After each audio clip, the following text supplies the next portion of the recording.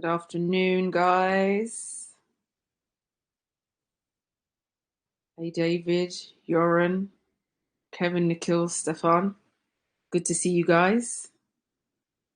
Just wait 1 minute, let people join. As you're joining, say hey in the chat and where you're joining from today, everyone. Hello, everyone.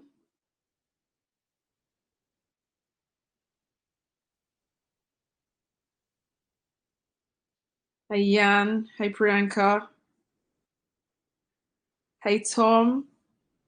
Say hey in the chat, everyone. Location. Bristol in the house. Netherlands in the house. Great to see everyone.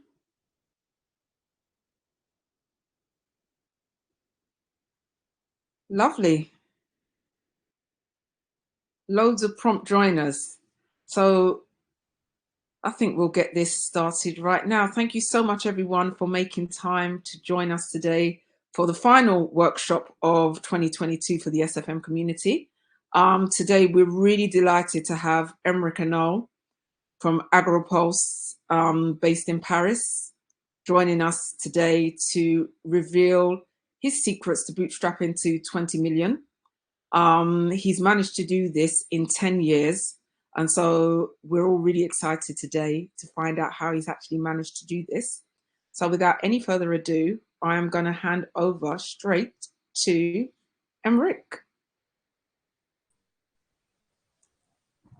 Hey, MEC, thank you for the introduction. I didn't realize I was the last session of the year. That's quite cool. And I have to admit something. There's a little bit of a clickbait.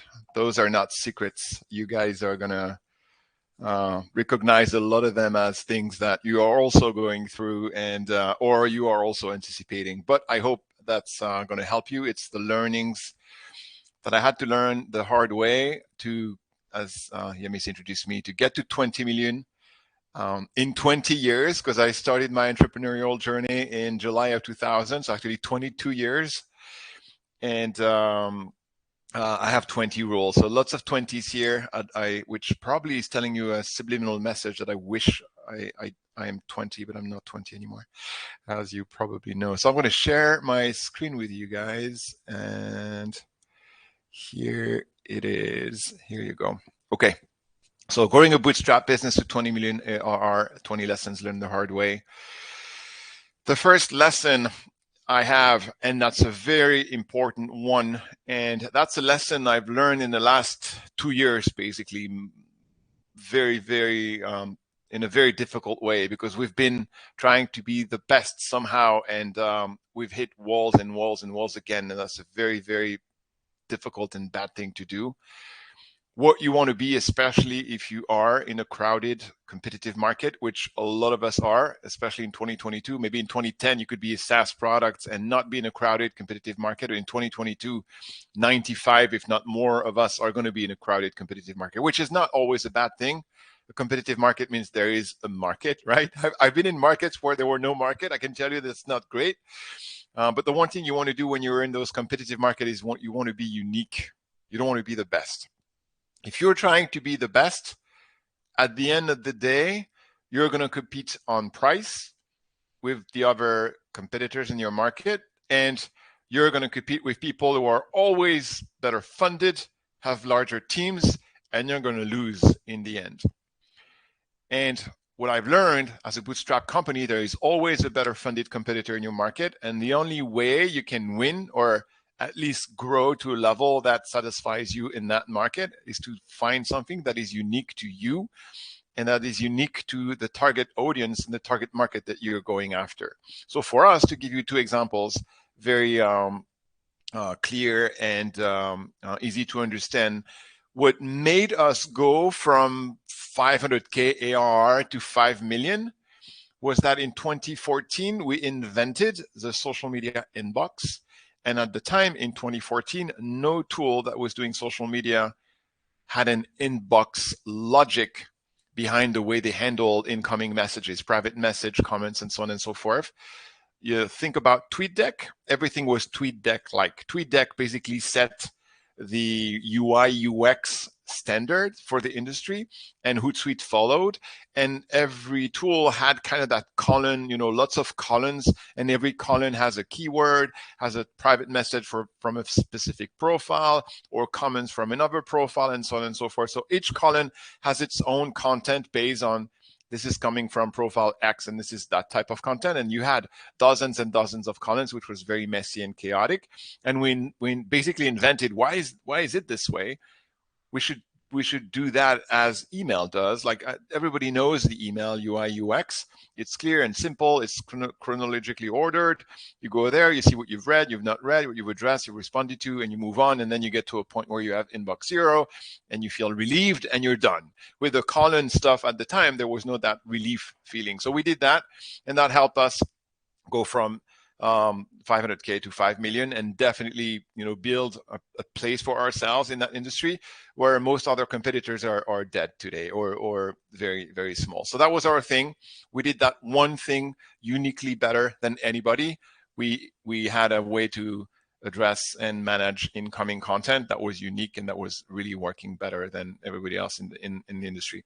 Since then, they've all copied our inbox. That's okay. That's the rule of the game. But it helped us. And more recently, what we've done is that we've built a new feature that allows people to measure the ROI, return on investment, of their organic social media effort.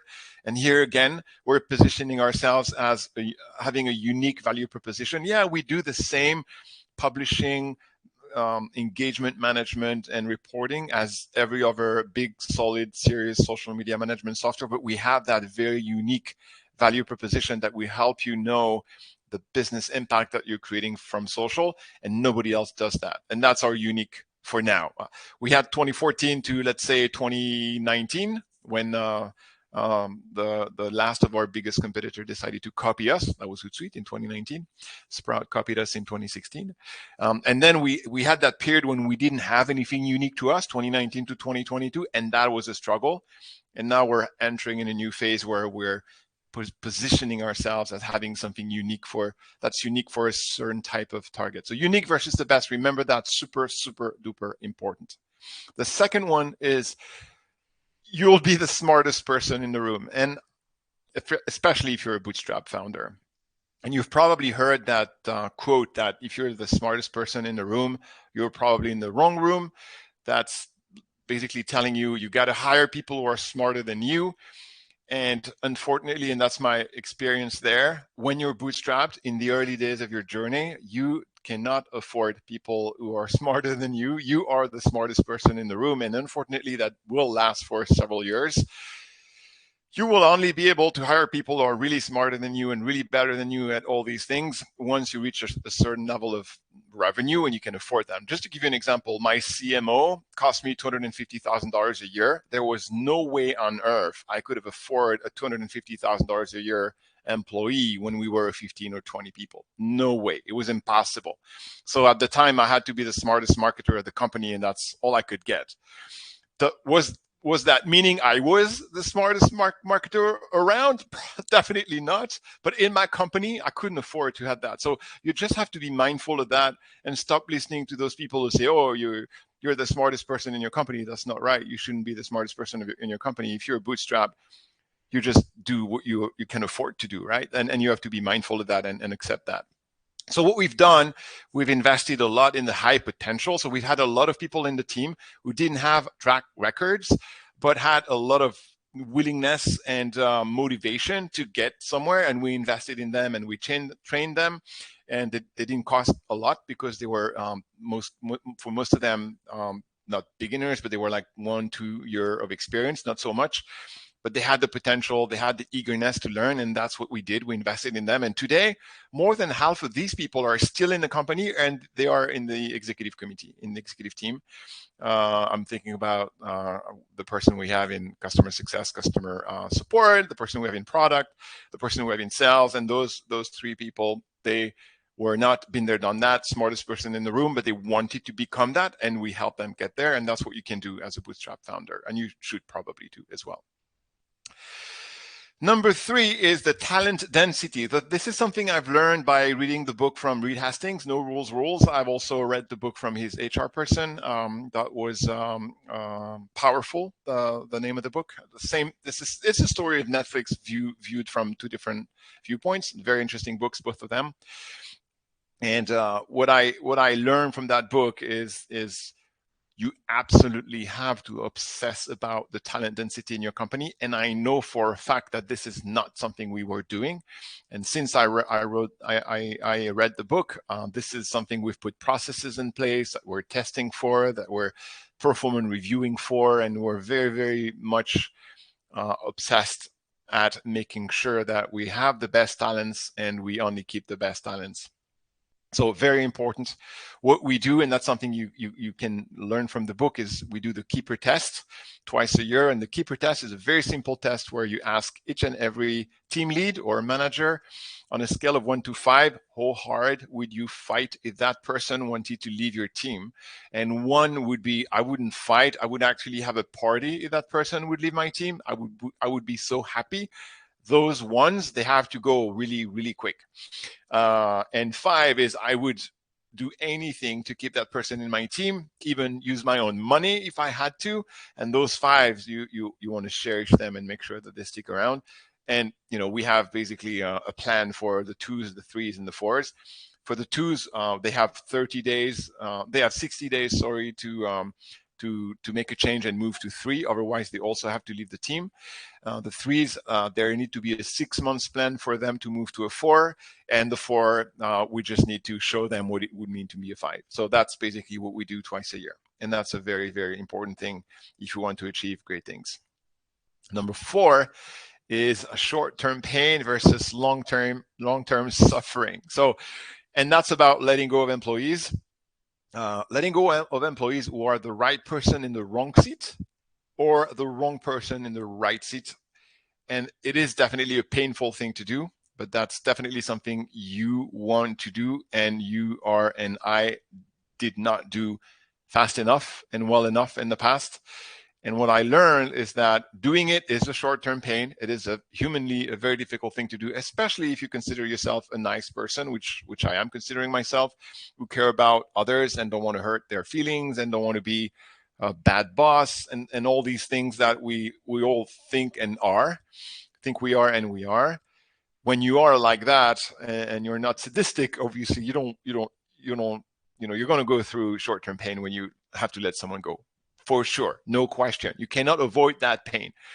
But if you are not facing that pain and going through it once in a while, you're going to live through long-term suffering, which is going to be even worse than short-term pain. Every time I didn't go through the short-term pain quick enough or fast enough, I experienced long-term suffering that was way worse. So think about that. As soon as you get someone you feel like, I'm not going to be able to keep that person in the team, think about the short-term pain versus long-term suffering to push you towards the short-term pain to avoid the long-term suffering, which is 10 times worse. Number 5, how to let people go the right way, which is a good follow-up for the number 4. So there is a right way to let people go. I've learned that along the years. I've learned what was the right way for me. And I've also learned that it is the right way for a lot of people. The first thing is you have to set clear expectations in writing. In writing is very important. If you don't set clear expectations, or if you do them orally and not in writing, what you're going to end up with is misalignment and misunderstanding about what was expected. And guaranteed, 99% it will happen. And it just happened in my marketing team, like no later than last week. There was no set expectations. They were not in writing. And the boss thought A and the report thought B, and they both were going 2 different directions. And the expectations were not met, but they were not met because they were not explained in a clear enough way. And in that situation, I have and in all others, to be honest, I have the very strong feeling that the person who did not match expectation was not the problem. That person could have matched the expectation of the company and the manager, but because they were not so clearly explained to them, there was a misunderstanding and a misalignment. So what we do in our company now, or at least what we're trying to do, is to have a document that's called what success looks like in your role for every team member. That document is usually a page or 2-page long, not more, and it explains how we're going to assess that their performance has been successful, that they have been successful in their role. And the reason we do it takes 2 hours to do per person. That's the time it takes me usually. But it's an amazing money and time-saving investment, because when you don't do that, what you waste is not 2 hours of your time. It is months of salary, months of its short-term pains.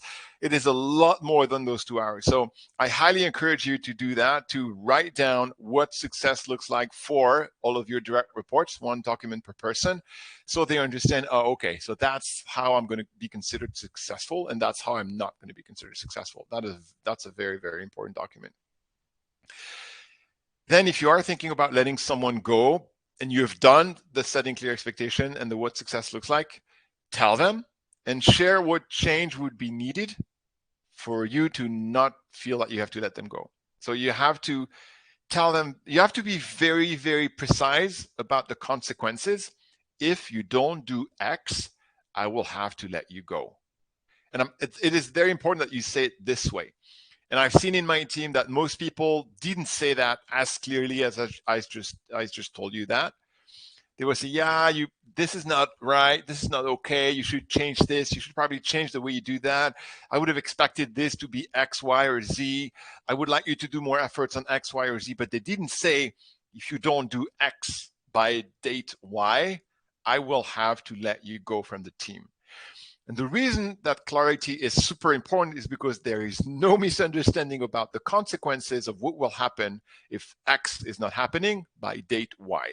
And that's a really, really important thing for you to, on date Y, feel that you got to do what you got to do because you did your job. You told them, you explained, you told them what was expected, what was the expected outcome, the date at which it was supposed to happen. They said, okay, I agree. You had agreement. It didn't happen. Now you can let them go and not feel bad about it. And for me, the realization that if I do these 3 things, I can let go anybody without even thinking about it. That was a liberation, because suddenly I felt, oh, I'm not a bad person anymore. I told them what I expected. And I also told them what needed to change when something had to change. Then it was, and they agreed with that, then it was their choice not to do it, not mine. So it's not on me anymore, it's on them. So that was really helpful for me. Number 6, promoting versus hiring new leaders. So that's something I've had a lot of struggle with, because you keep hearing from the podcast and the Medium post and the experts that you need to hire people who've been there, done that. I'm sure you've heard that dozens and dozens of times. Oh yeah, you got to hire a VP of sales who's been there, done that. Otherwise, you're not going to make progress. Or marketing who's been there, done that. Well, the truth is, before someone has been there, done that, you know what happened? They had not been there, done that. And they had to learn to go there, do that, right? So that advice is nice and all, but in most cases, someone in anybody's career is going to be the person who's going to trust someone to go there and do that, right? That begs the question, when do you decide if you are going out to hire a headhunter and find someone who's been there, done that for a specific job in your company? And when you're not going to do that, and you're going to entrust and empower someone in your existing team who's never been there on that to go and learn to be there, do that. What I use to decide on that is I use the GWC framework, which is the get it, want it, has the capacity for it. I'm trying to evaluate if they get it, they understand the job and what the job and the expectation is about. They want it, super important. You have no idea how many times that's the wanted that's not there. Like really want it. They're ready to work on weekends to make that happen. And they have the capacity. So the capacity is more going to be about They have the time. So if someone has to learn a shit ton of things to become a VP of sales in less than 18 months, and they have 5 young kids at home, that's going to be really challenging. And they are the only parent raising them. That's going to be really challenging. And you cannot ignore that fact. If you have the capacity, you will have the time to invest in growing into that role, which is super demanding and super hard. Some people will just not have the capacity because they can't invest the time. And not looking into that is basically not rendering them a service. So this is the framework I'm using. Get it, want it, and it has the capacity for it. And you also have to be ready to invest in coaching and mentoring. You cannot expect someone to reach a certain level in their job for a lot less money than someone who's been there, done that, because that's also part of the game and part of the deal. If you don't invest significant amount of money in training them, coaching them to get up there. Number 7, be in love with your team. So life is short, and life as a founder is really, really hard, as you all know.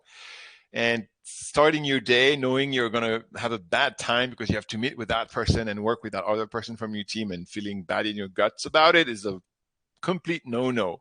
I'm pretty sure you agree on that. So make sure that you love every moment you're spending with your team.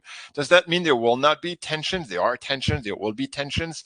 But those tensions have to be healthy, and they have to not make you feel bad in your guts. They have to make you feel challenged, but not sad or desperate or demotivated. So make sure that you have that feeling with your team. If not, it's very likely that you're not going to go very far, and you're not going to enjoy that either. Number 8, recruiting in-house versus external. So it's probably one of the biggest mistakes I've made for the longest period of time. Is not having in-house recruiting people or an in-house recruiting team. We hired our first in-house recruiter in Q4 of 2021, so he was fully operational Q1 2022, and it has changed our life. It is definitely something I highly encourage all of you to do as soon as you can. If you have at least like a dozen hires to do a year, having someone dedicated to that internally is an expense, but it's going to change so much. It's going to help you so much. One other thing it has helped you, which is a side effect, it's not the direct effect of having a hiring team, in-house hiring team, but a side effect is that when someone is not cutting it before having an internal hiring team, we were procrastinating. Yeah, crap, it's going to be super hard to replace them. Let's keep them for now. They're still doing some stuff, right? They're still executing on some projects, and finding a replacement is going to be such a pain in the butt. Like, let's keep them. Let's procrastinate and not do what needs to be done. Once you have a good hiring team in-house or a good hiring person in-house, you don't think that way anymore because you know you can replace them quick and easy. That's what has been happening with him. So now that we know we can hire people in much faster and have great talents come in, letting go of those who are not a good fit anymore is a smaller problem, or not a problem anymore. And that was an amazing side effect. So I highly encourage you to do that and build that in-house recruiting muscle as soon as you can. Number 9, sense of urgency. So in the early days of a business, you have a sense of urgency. Your 5-people team who's in the same room. Everything's urgent, everything's life or death, and we're all in, and it's great. The feeling is great, the energy is great, and that's why most founders love those early years of their business. But as you grow and you pass like 100, 150 people, then things become more corporate. People start talking about work-life balance. Who has talked about work-life balance when we were 5 people in the garage trying to change the world, right? That was not the discussion we were having. So things are changing. They want flexible work hours. They want to work remotely most of the days. They don't want to come to the office. I'll come to the office, but not on Fridays because whatever, I have my horse lessons. So things change really, not always for the worst. You need a big team to go build big things, but things become less about delivering urgently an amazing product. It becomes about a lot more things, and you tend to lose that sense of urgency and sense of impact. My head of product was mentioning that he wanted sense of impact, which I think is a good expression as well. And that is something that you lose, and that is something that you as a founder needs to keep putting back in the machine. If you're not making sure that people understand why it is important to feel that sense of impact and sense of urgency, then eventually you will end up with a team of 150 people who is producing less than a team of 60 people that have a sense of urgency and impact. So don't lose sight of this, and make sure that you create the culture and you hire the people who are feeling that and are spreading that across the organization. That's a really important thing that you lose if you don't pay attention to it. Number 10, a vision is not an option. In 2022 in tech, if you don't have an attractive vision, nobody's going to join your company. Or the best and the talents that you want to hire, they're not going to join your company. So it took me a long time to come up with a vision that I felt comfortable with, and put it in a form, in a shape that I was comfortable with, and I was comfortable creating and drafting. For a long time, it was a weird concept to me. I said, well, I didn't see myself as a visionary. I didn't see myself as a Steve Jobs. I saw myself as a survivor. I've been trying to build a business for 15 years, and I was just struggling. I was a hustler. I was not a visionary, and I had a difficulty understanding how this could look like. And 18 months ago, thanks to my coach at the time, Dan Martel, I got exposed to a concept called the vivid vision, and that turned a light bulb in my head. Oh, that I can do. I can definitely write a document like that. And since then, I wrote our vivid vision. And by the way, if you're interested by our vivid vision, you can send me an email, Emeric@agorapulse.com. I will send it to you so you can have an example and a template, I should say. And that's definitely changed the way we present who we are and where we're going. And it has helped us hire people we could have never hired if we hadn't had this document before.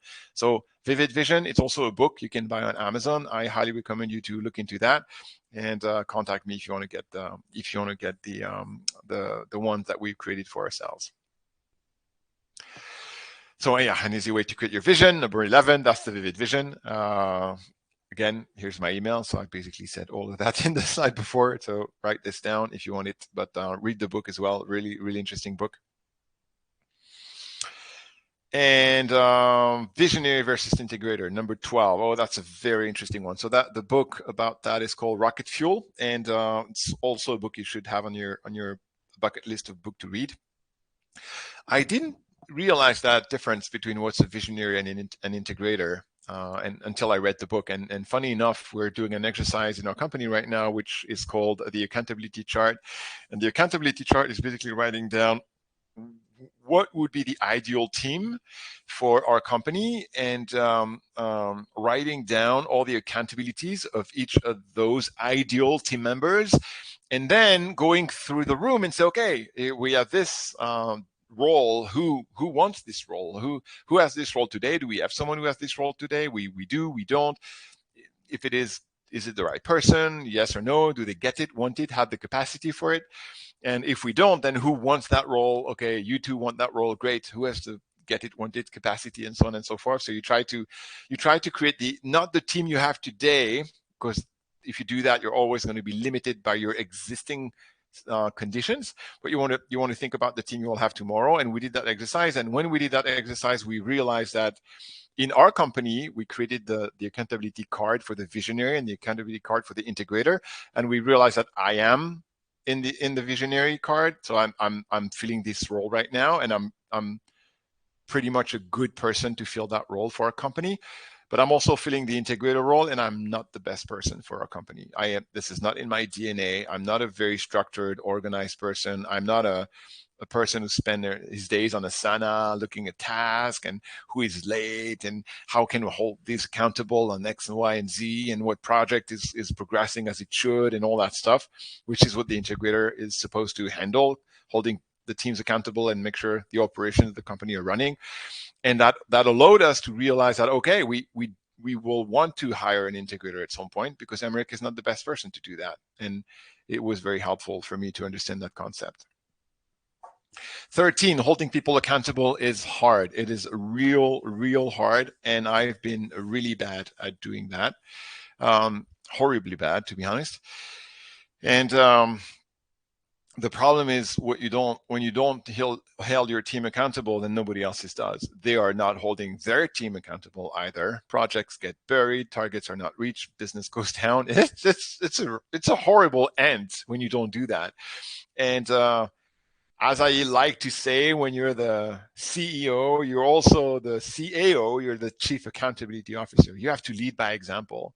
You have to have a system where accountability is everywhere and where you are held accountable and where everybody in your team is held accountable. So one of the framework that we're putting together right now is the Entrepreneur Operating System, EOS, and that's a framework we're putting together, and that's a great framework. It comes from a book called Traction that I highly recommend you read as well, and it's helping a lot to create that framework of accountability. So I urge you to think about how you hold your team accountable today and how that is or is not efficient and what you can do about it. And if you are lost with that topic, read Traction. It's going to help you a lot. Number 14. I love this one. It's one of my favorite. You can only learn so much from others. So you're going to read all the books. I did. You're going to listen to all the podcasts. I think I've probably listened to more than 1,000 podcast episodes in the last 6 years.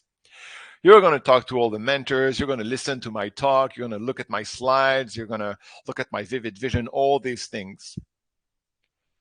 But you're still going to have to learn many of these things the hard way. You know that not letting go of someone is long-term suffering versus short-term pain. But if you've never done it, you are still going to take too long to let go of someone who needs to be let go. The reason behind that is because if you feel it in your flesh, then you understand, oh yeah, I heard Emeric tell me that in that webinar, SaaStock webinar in 2022. It made sense at the time, but I'm not sure I connected that with my emotions and how I feel now that I had to go through that. Oh my God, yeah, it makes so much sense. Okay, now I get it. So be ready for that. Learning is great, but there are many, many things you will still have to live and go through and feel the pain to actually fix them and do them right. Number 15, you'll go through plateaus. What you see on the right is the ideal growth curve. What you see on the left is the actual growth curve. Every company goes through plateaus, go through steps, go through amazing growth times and then not so amazing, and then they have to pivot or change someone in the team or improve drastically a process or change something deep in the product, and then growth comes again. And our growth has definitely been like the one on the left, not like the one on the right. And it's still the case. And we've been going through a plateau the second half of 2022 for sure. And we are working really, really hard. And we've been working really, really hard in Q4 to get back to growth in 2023. So it is definitely full of plateaus, and those are hard to go through, definitely. 16, find your selfish motivation. So this one is absolutely not politically correct. But as an entrepreneur, your life is really, really hard. As founder, your life is also really, really lonely. And you have to be the light on the horizon for all your team. You have to be the person they look to for motivation when they're lost, when they are afraid, for reassurance when they are in fear, for a goal and a clear destination when they don't know what to do and where to go. You have to be that person all the time. This is really hard. And you also have your down. You also have your moments of fear, your moments of doubt, your moments where you're not sure it's going to work. You're not sure you're going to be able to deal with that. You're not sure you're going to be able to go through that. And what I found, and it's David Cancel, the CEO of Drift, who told me that one day. He said, Emeric, you got to find your selfish motivation. There are days, the days where you're down, you have to be able to think about your selfish motivation and think, oh, I'm going to do that because I want to get there. I want to get this. And selfish motivation is going to be, I want to buy a house on the beach. I want to buy my own sailboat. I want to fly my own plane. I don't know what that is. It doesn't matter. I want to have my own Tesla. That doesn't matter. But you have, in those low moments, in those down moments, you have to think about, what do I want to do for me? It's just selfishly for me. What motivates me as a selfish person, as a human being who wants stuff for myself? Because think about that. Some of us may be motivated by changing the world, but when things are really tough and really hard and really down, we often have to get back to, okay, what is going to motivate me in this very, very difficult moment. And I've found that my selfish motivation is helping me when I'm going through difficult times. And it's okay. It is not dirty.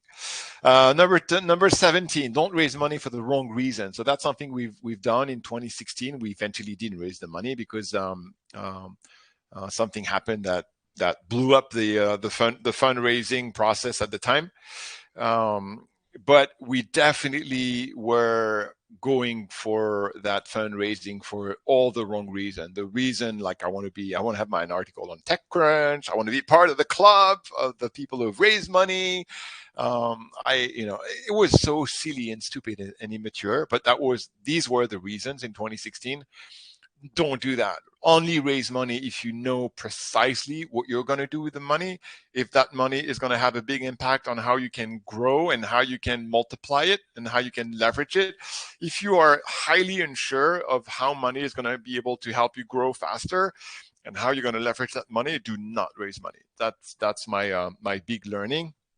And I would never do that again. Go for money with no clear intent about how the money is going to be used as a great leverage. If I'm unsure about that, I'm not raising money. That's 17. Number 18, embrace the pain of being slow.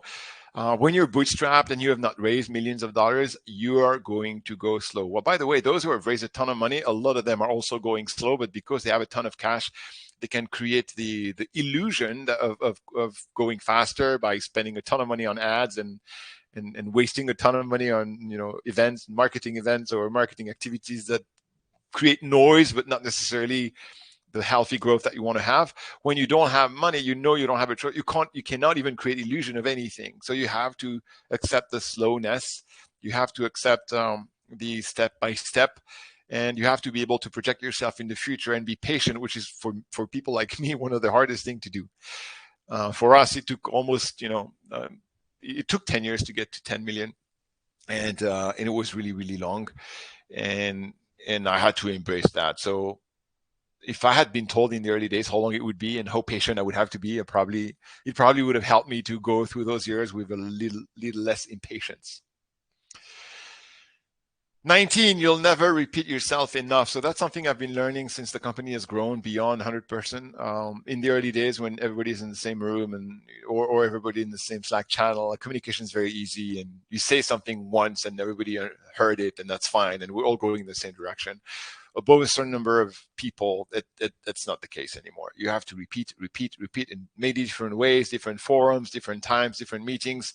You have to create a vision, share it in a PDF, in a video, in a text, in many different ways. So I think that's the CEO of HubSpot that said, as a company leader, you have to repeat yourself until you're so sick of repeating yourself that you want to vomit or something like that. You want to throw up. And at the time when I saw that, I said, well, this is crazy. I don't want to do that. But now I understand why he said that. Repetition is communication, basically. And when you're leading an organization that's getting bigger, you have to be ready for that. Because if you don't, trust me, but I said that once, 10% of the company will remember, and there will be no alignment created by that. And number 20 is invest in yourself. That will be my last advice of the day. I have invested, how much was it? Like $180,000 in coaching. The coaching program I was a member of for 2019, 2020, and 2021, which is SaaS Academy with Dan Martel, was $60,000 a year. It is a lot of money, but it's been worth every penny. And I've always invested a lot of money in time. It's not only money. Reading books takes a lot of time. When I'm on vacation, I read 1 or 2 books, especially on vacation, not even on vacation, especially on vacation. So invest time in reading books, in listening to peers, podcasts that are interviewing CEOs, and by having a coach. I have a coach in France as well, and I had Dan, and I had at one point another coach in San Francisco. And it is expensive, but trust me, not investing in yourself is going to make you the bottleneck of your company, because the truth is you are not, and I am not, we are not the person that our companies need to go to the next level. We are not. And the only way for our company to go to the next level is for us to accept the fact that we are not that person, and we have to invest in ourselves so we can get to that next level. And this is going to take time and money from us and our companies. And if we don't do that, we're going to be the bottleneck. So that's my last piece of advice. And this one, in my opinion, is one of the most important one if you want to grow and become something big. If what you want to do is a lifestyle business with a 50K MR and a team of 10 or 15, it's totally okay to not invest in yourself. But if you want to get 20, 50, 100 million, whatever that is, like something ambitious and big, by definition, you are not the person that can take that business to that level. So you have to become that person. And how can you become that person? By being coached, by reading, by questioning yourself, by asking your team for feedback all the time, and by investing in becoming who you need to become. That's it. If you want to find me on LinkedIn, easy to find, Emeric Ernoult at Emeric at Agorapulse.com for my email, and LinkedIn, search Emeric Ernoult on LinkedIn. You're going to find me, and I'll be more than happy to accept your invitation. Just add a note to the invitation. Hey, thank you, heard you at SaaStock, because I get a lot of invitation, and when I don't see notes, I don't know where they're coming from, and I tend to not accept people I don't know. So that's it for today, and thank you for your attention. 40 minutes. I'm sorry, it went a little bit overboard. That is absolutely fine. Thank you so much, Emeric, for that really great presentation. If everybody could now get their questions ready and start typing them in the chat, we will start the Q&A section of this hour with Emeric. So if we can get the questions going. I think we already have one in the chat from Joran. So Joran has asked, what was unique for you guys in the early stage? So before your messaging feature, that 0 to 500K part before. So Emeric, over to you on that question. Yeah, in the early stage, we were a Facebook contest, sweepstakes, and promotion company.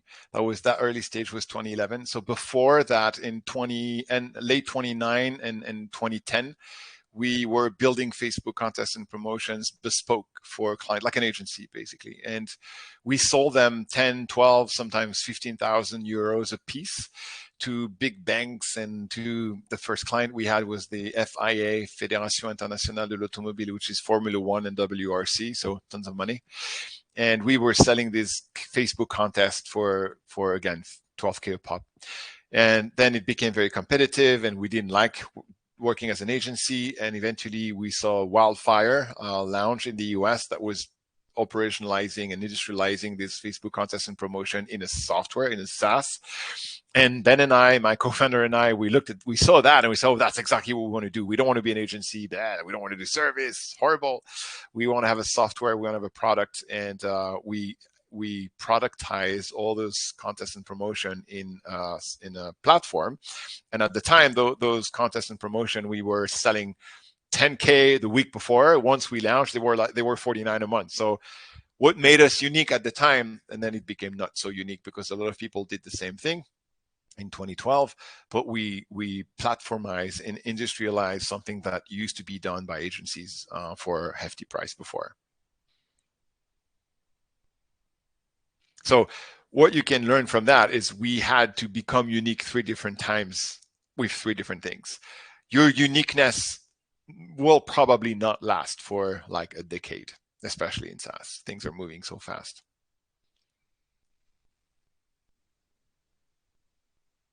Brilliant. Thanks a lot, Emeric. We have another question here from Stefan Smolders. What revenue stage was the most challenging for you to grow further, and how long it took to grow to the next stage? Well, there are 2 revenue stages I'm thinking about.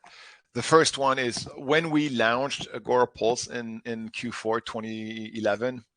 We had gone through 10 years, almost 11 years of hustling and not succeeding and failing. Let's put it this way. Let's call it what it is. And I was exhausted. I was burned out. And I told my co-founder, I said, if this Agorapulse thing is not working, I'm quitting. I'm going back to having a regular job with a salary because I can't pay myself minimum wage for the rest of my life. And I told him in 1 year I want to reach, I want to have 1,000 clients at 49, ARPA, average revenue, average MR basically, and that was 49,000 MR. And it took us 3 years to get there. So I'd say getting initial traction took us way longer than expected at the time. That was hard, really hard. And the second stage is now. It's how we go from 20 million to 50 million. And the reason why today's stage is challenging is because we have to change so much of how we do things and how we go to market. We have to, and there are so many things that need to change in so many different areas. So there are things that needs to change in the product before we can go make changes in the sales motion, before we can go make changes in the marketing motion. So all these things that we used to do, they all have to change drastically, and that's taking a long time. And as you're taking the time, you're kind of not flat, but you've lost the growth traction that you're supposed to have when you get to the next stage. So this stage right now, which basically is going from full inbound to mix of inbound and outbound, so to something that was fully driven by incoming traffic that was converting on their own to something that's mostly being converted by the sales team, that transition has been really difficult to make. Thanks so much, Emeric, for asking that question. Looks like we've got one more question come through. At which stage in ARR or time did you see blockages or plateaus, and how did you overcome those? Yeah, very, very good question, David. The first type of plateaus were usually generated by the product. So the product, for example, we started as a Facebook contest and promotion thing. And then we quickly realized that we had a ceiling because the level of churn was really, really high with that type of a business model. People were coming from a promotion and then leaving. And we knew we had to evolve into something that people are using on a daily basis, which is moving from you need to run a contest to you need to manage social media.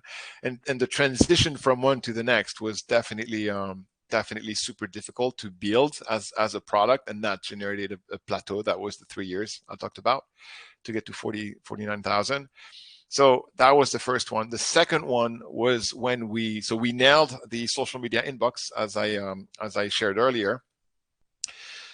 But our publishing was crap. And when you look at social media management tool, they usually do the opposite. They start with a publishing, like look at Buffer or Hootsuite. They start with a good publishing system. And then, some of them, not all of them, will add a monitoring and inbox system. We didn't do that. We did the opposite, which helped because we were the only one having a decent inbox, where everybody else was focusing on publishing and fighting like crazy on that front. And we didn't. Our publishing was crap. And as long as our publishing was crap, our growth was slow and difficult. And in 2016, we eventually built a decent publishing, and woof, the growth was like we grew 150% that year. It was an amazing year in terms of growth. So the very first one was a pivot in doing something entirely different than what we started to do. The second thing was adding a feature in the product, a capability in the product that was crucial to go broader in the market and not just go niche on only those who need to monitor their social media presence, but also those who need to publish, which is the majority of our clients today, even today. And the third, to answer your question, but you know that because we've already discussed that, is the change in go-to-market motion, the change in sales and marketing motion. That also implies product changes. So this is definitely a plateau creator. Like when you have to entirely change how you go to market and how you present the product to the market and get conversion, that's usually much more difficult than it looks, and you know that. And it usually also involves changing people in your team. And by the time you realize who needs to change in your team and you make the change happen and you have the right team, then you've taken a year. So it is creating a big plateau.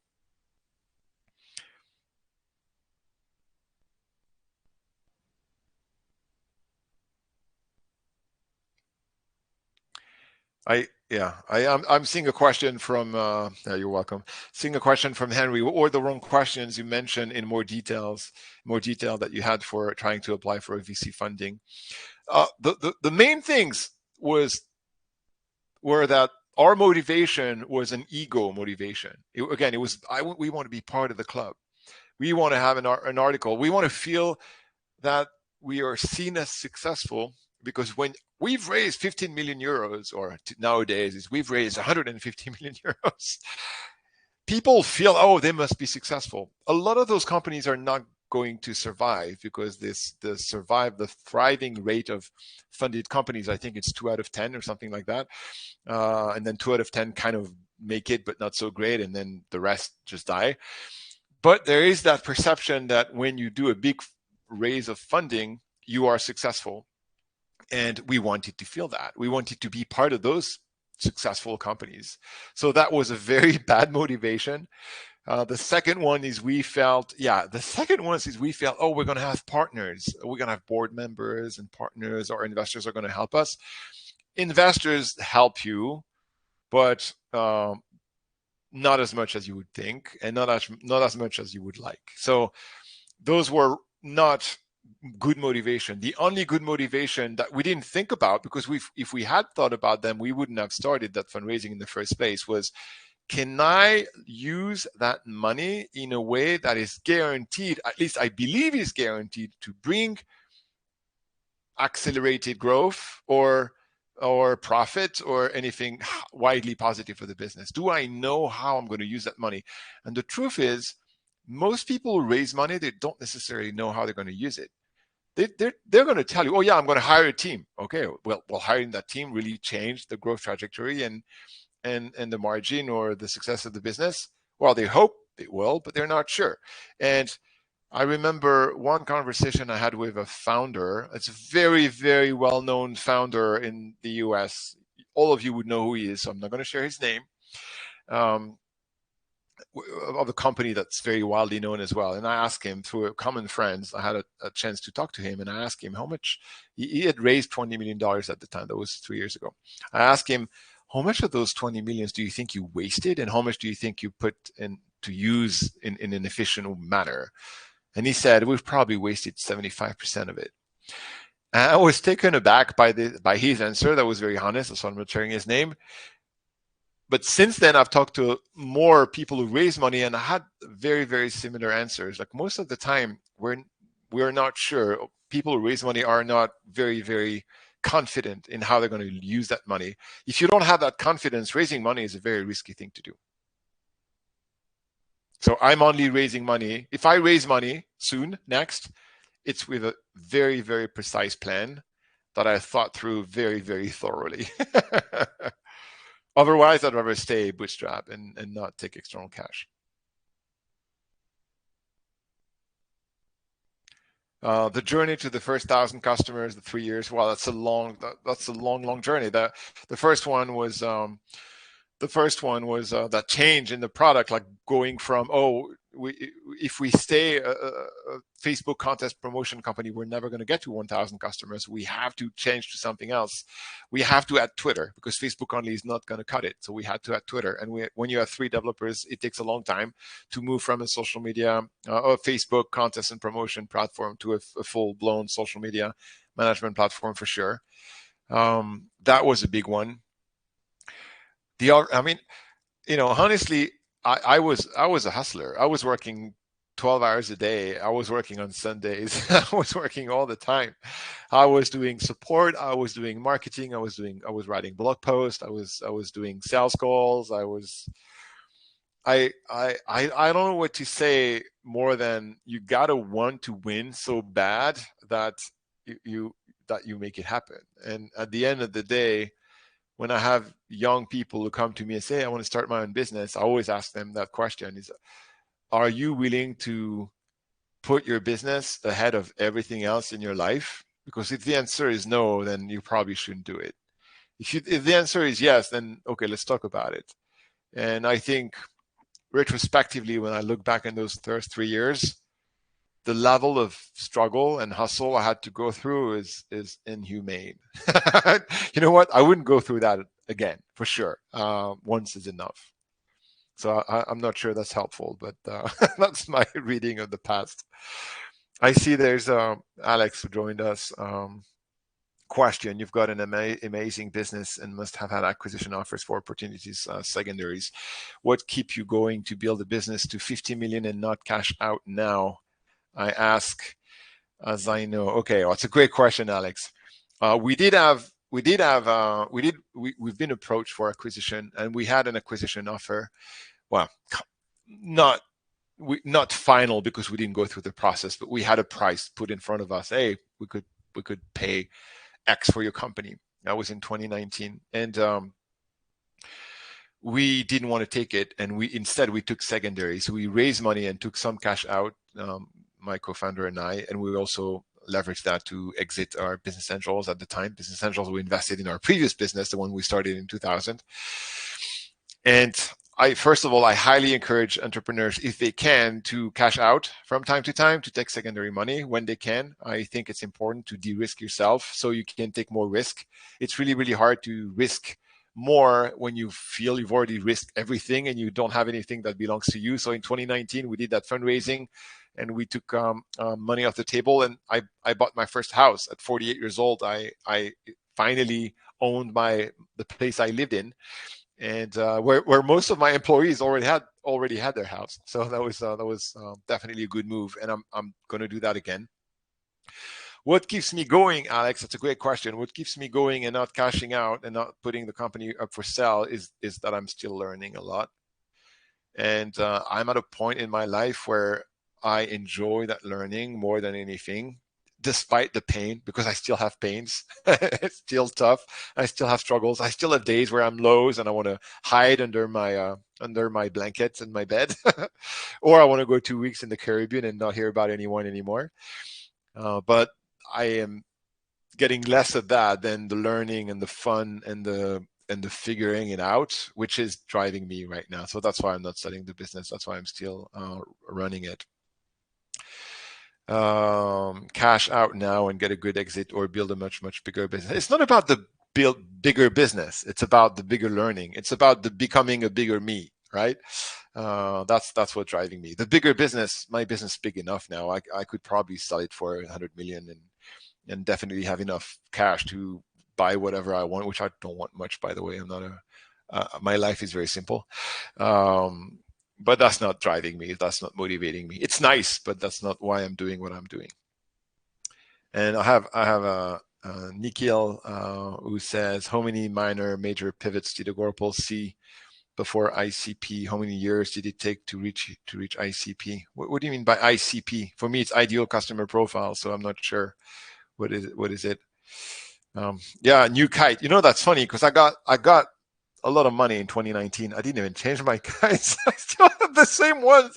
They were great. You know, why buy new ones? So it's a thing. I did buy a couple of toys. I have an electric skateboard, a one wheel. It's great. It's fun. But once you've bought a couple of toys like that, you're like, okay, what's next? And it's not another toy. I have enough now, so it doesn't make any sense. Yeah, ideal customer profile. So we have our ideal customer profile. So we don't really have an issue with that. The pivot we had to go through were, big pivot is the first one I mentioned, is the going from contest and promotion to full-blown social media management. Everything else was not really a pivot. It was adding value in the product that does not exist anywhere, or that is done so differently that it creates uniqueness on the market. So I wouldn't call that a pivot. I would call that an evolution with the same ICP and in the same market, and also starting to build for specific verticals and ICPs, which is something we're starting to do now at 20 million. We didn't do before.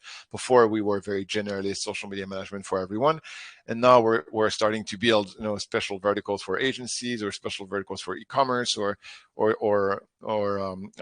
multi-location businesses and that kind of stuff. So Yeah, in our it's also specific to our industry. There are almost no software company in social media that are verticalized. You look at Hootsuite or Sprout Social, the two bigger players on the market, they don't have any verticals, or they have many verticals.